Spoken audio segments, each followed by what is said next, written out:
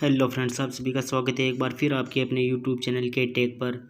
इस वीडियो में मैं बात करूंगा मेवाड़ के भीष्म पितामह कहे जाने वाले राव चुंडा जी के बारे में। इन्हीं से चुंडावत राजपूतों का इतिहास बना है। इन्होंने आजीवन कभी विवाह नहीं किया क्योंकि इन्होंने प्रतिज्ञा ले ली थी, इसलिए इनको मेवाड़ का भीष्म पितामह कहा जाता है। क्या थी वो कहानी, आप भी सुनिए। अपने त्याग से, अपनी वीरता से राजपूतों के गौरव को बढ़ाने वाले वीर योद्धा राजकुमार चुंडा की गाथा। राजकुमार चुंडा महाराणा लाखा के ज्येष्ठ पुत्र थे। राजकुमार चुंडा बड़े वीर, साहसी और ज्ञानी थे। प्रसंग उस समय का है जब मेवाड़ की सीमा से लगे राज्य मारवाड़ के राठौड़ राजा राव चुंडा ने अपनी पुत्री के विवाह के लिए अपने पुत्र राव रणमल को मेवाड़ भेजा। राव चुंडा अपनी पुत्री का विवाह मेवाड़ के राजकुमार चुंडा से करना, लेकिन जब राव रणमल मेवाड़ के दरबार में पहुंचे तब तो दरबार में महाराणा लाखा उपस्थित थे एवं राजकुमार चुंडा वहां नहीं थे। अतः राव रणमल ने विवाह का नारियल महाराणा लाखा के हाथों में दे दिया और दरबार से चले गए।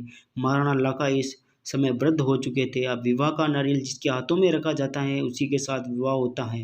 अतः राजकुमार चुंडा ने विवाह के लिए मना कर दिए और अपने पिता के विवाह की इच्छा प्रकट की। राणा लाखा ने राजकुमार को बहुत समझाया लेकिन वह नहीं माने। अब राणा लाखा विवाह के प्रस्ताव को अस्वीकार भी नहीं कर सकते थे, क्योंकि अगर वो मना कर देते तो मारवाड़ के जो रणमल और उसके पिता थे राव चुंडा, वो उनसे नाराज हो जाते।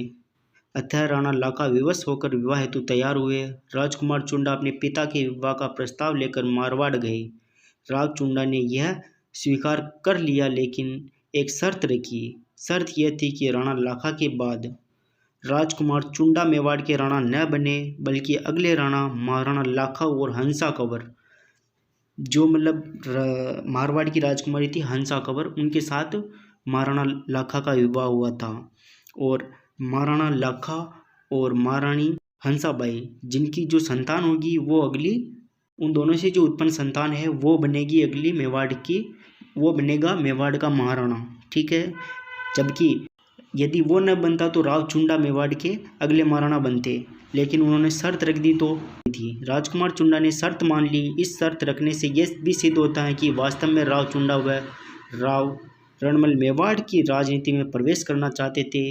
इसके लिए वे राजकुमार चुंडा से अपनी पुत्री का विवाह कराना चाहते थे, क्योंकि वे जानते थे कि राणा लाखा के बाद वही मेवाड़ के राणा बनेंगे। और जब राजकुमार चुंडा से विवाह संभव नहीं हो सका, इसलिए उन्होंने ये शर्त रखी कि अगला राणा उनकी पुत्री का पुत्र बने। राणा लाखा और हंसा कुंवर का विवाह हुआ। विवाह के 13 महीने बाद हंसा कुंवर ने एक पुत्र को जन्म दिया जिसका नाम था मोकल सिंह।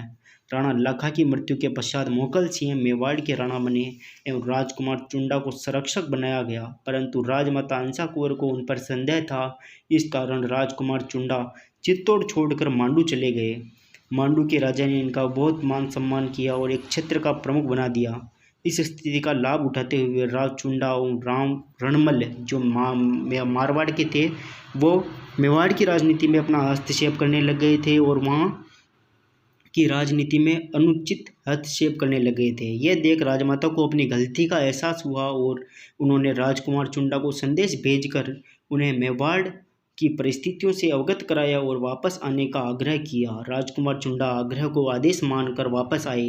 वापस आकर उन्होंने राव चुंडा और राव रणमल को मेवाड़ की राजनीति से अलग कर दिया एवं राव रणमल को तो मौत के घाट उतार दिया, उसे मार दिया था। ऐसे थे राजकुमार चुंडा, जिन्होंने अपने पिता के लिए अपना राज त्याग दिया और छोटे भाई के संरक्षक बने, इसलिए उन्हें मेवाड़ के भीष्म पितामह कहा जाता है।